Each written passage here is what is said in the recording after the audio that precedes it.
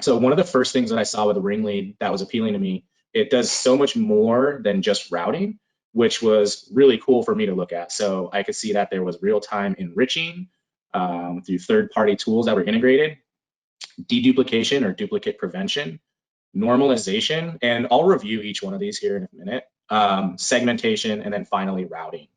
And I'll go through each one of these bullet points. So with the enriching, we use Zoominfo, which is a sales intelligence tool. And we're able to get this information and enhance a records profile. So like Jamie said, we want to have a minimum amount of fields on our forms to increase the conversion rate. But we also need to find out information about that person. So phone number, title, company information, like who do they work for? Where is that company located? All of this information we can use through enriching with Zoominfo. Next, what was really important for us is the deduplication.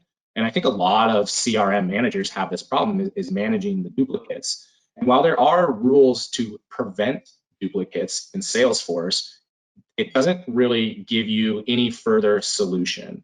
So RingLead will help prevent the duplicates. But what we do is we allow the duplicates and then we merge the duplicates.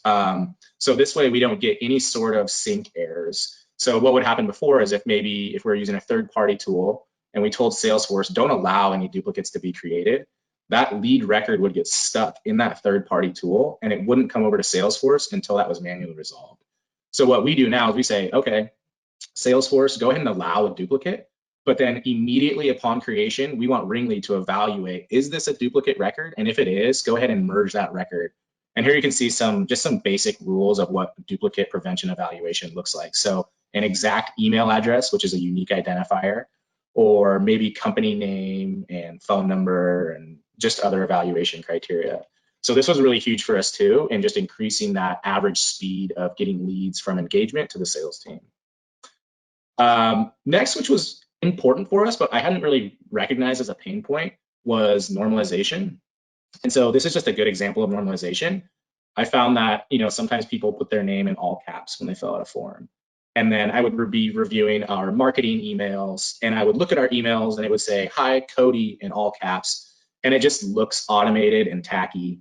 And there's several scenarios where normalizing your data can really just increase, reporting ability, but also just increase your automation. So like I said, for these marketing emails, for example, it's able to just be presented as normal case. The next step was segmenting, which was really important for us. And again, this is one of my areas of my process builder that got really bogged down, was assigning regional territory. So is the company state in California? And if that's the case, then change that regional territory to US West. So for me, taking a lead and going cross object to the account and looking to see if it's in California, and for me doing that, like I said, 45 or even 90 times, was slowing the system down so much, I was getting these CPU timeout errors. So I was able to cancel my all of my process builders and move everything from my segmenting to my routing into RingLead into a single trigger. Here's an example of what our segmentation logic looks like. So we just see like the territory, we're taking a territory from an Asia Pacific company. So what we're saying is like, is this lead associated to an account? And if it is associated to an account, is this account already labeled as Asia Pacific for regional territory? And if that's the case, then change the regional territory on the lead to Asia Pacific or APAC. And so that's what each one of these rules here is. And then finally routing, right? So is the lead MQL'd, and is the regional territory US West, and is it product family A? And if that's the case, then route it to whoever. Maybe it's a round robin, maybe it's a specific person, or maybe it's a team or a queue. But this has been a huge help for us. And one of the things that I really liked is just the ability to apply these different routing strategies into a single flow. So here's my flow. It's the very first one that says, is it a competitor? If it's a competitor, we just want to reject it right away and just move it out of like the sales queue, right? We don't care about that. The next strategy that we use is the Europe-based routing. So is this lead's headquarter location in Europe? And if that's the case, we're going to put it into that round robin. And then we go further down. So we see Alaska. So is this lead's account headquarter in Alaska? And if that's the case, then we're going to assign it to a single sales rep, and it's always going to be that same sales rep. So right there, we've already used 3 strategies within 4 evaluation criteria. The next thing that I really liked about RingLead was the simplicity of the rule building. So they do have a flowchart feature, but they also have a feature of building rules that to me are more simple to look at, and it's easier to look at on a larger scale. So you can see each one of these rules here is its own rule on the right, versus the flowchart on the right, on the left is the entire evaluation criteria.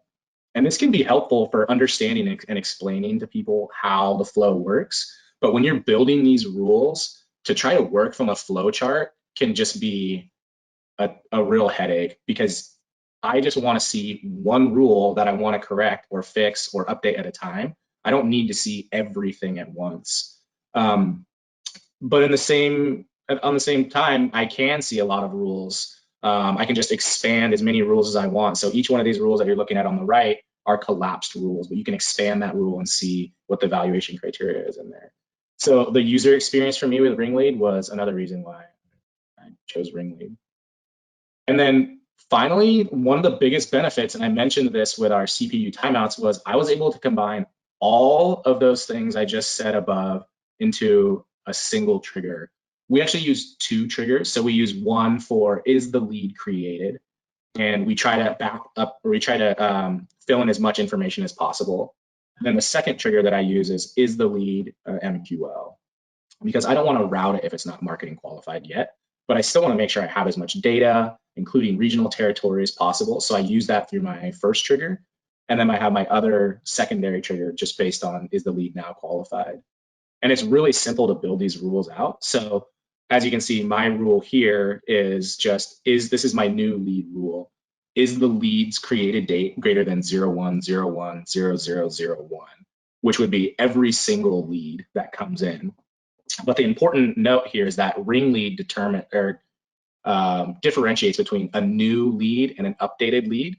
So meaning if I did update a lead whose created date was not equal to that, this trigger would not fire. This would only fire on new leads coming in.